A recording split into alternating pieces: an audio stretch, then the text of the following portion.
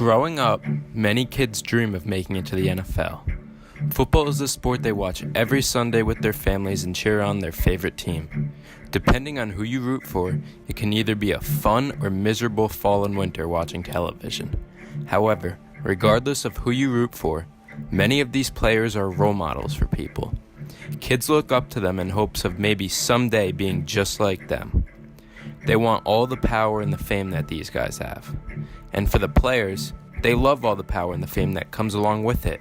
I mean, too much power can't possibly be a bad thing, right? Unfortunately, many of these athletes misuse the power that they hold.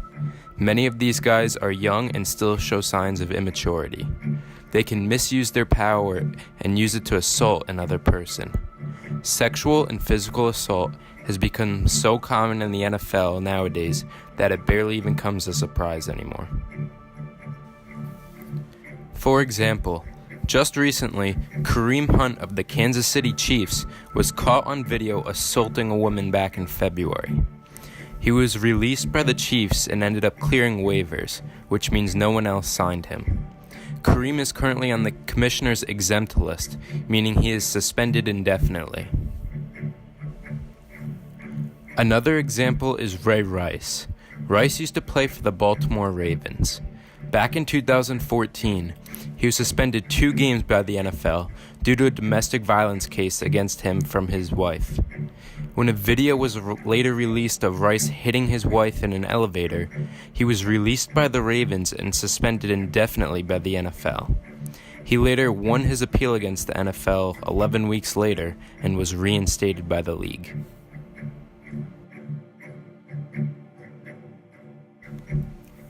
Although the Kareem Hunt case is still early in the process, there are a couple things that are true about both of these cases.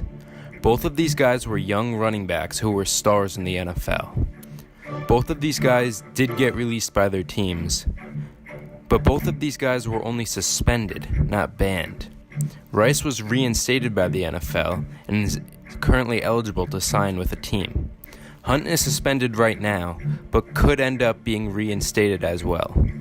Why should these guys even be eligible to make millions per year?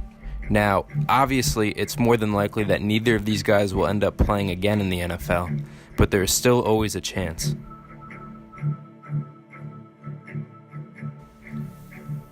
Rice and Hunt were examples of young players who were less mature.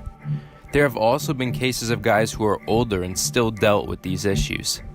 Former NFL players Marshall Faulk, Heath Evans, and Ike Taylor were suspended from their jobs at NFL Network for sexual harassment of a former coworker. The woman claimed that the former NFL stars groped her, sent her inappropriate pictures, and made inappropriate sexual comments directed at her. Once again, these guys were just suspended, not fired.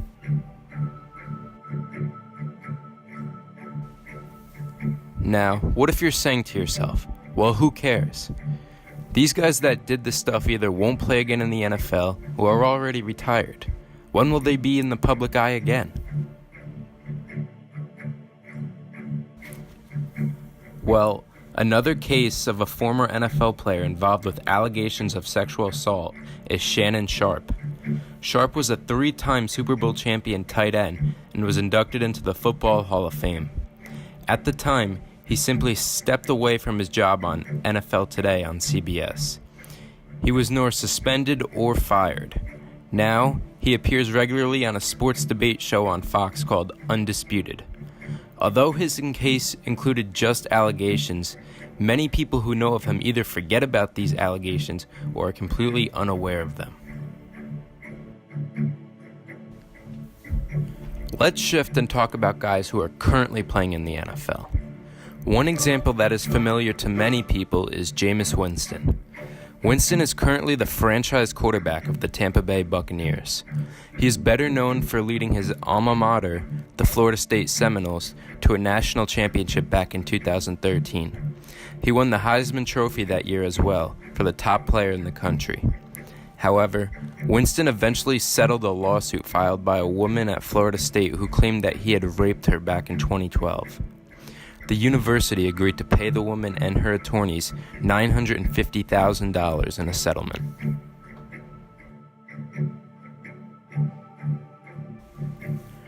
Despite all of this, Winston's reputation barely took a hit, and he was selected with the first overall pick in the 2015 NFL Draft. Fast forward to this year, 2018, and Jameis Winston was accused and sued by a female Uber driver, claiming that Winston groped her in her vehicle during 2016.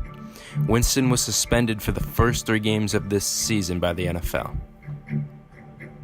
Years ago, when he was still in college, I was very outspoken about what kind of character I thought Jameis Winston was and is. And I was killed by a lovely group of humans that identify themselves as hashtag FSU Twitter.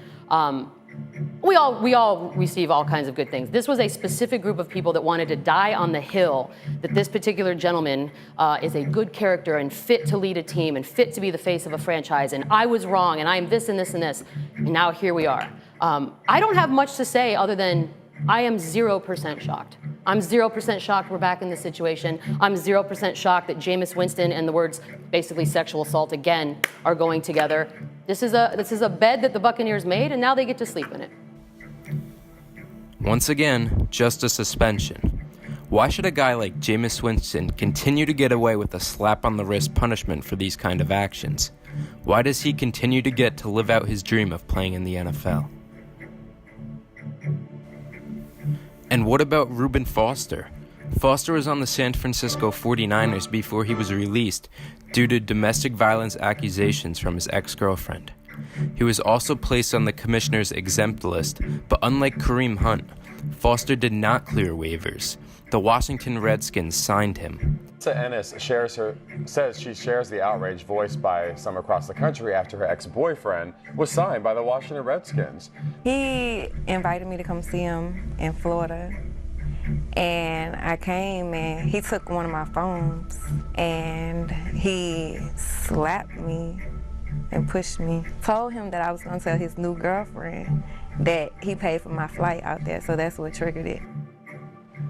Ennis claims the incident left her with bruises on her neck and face.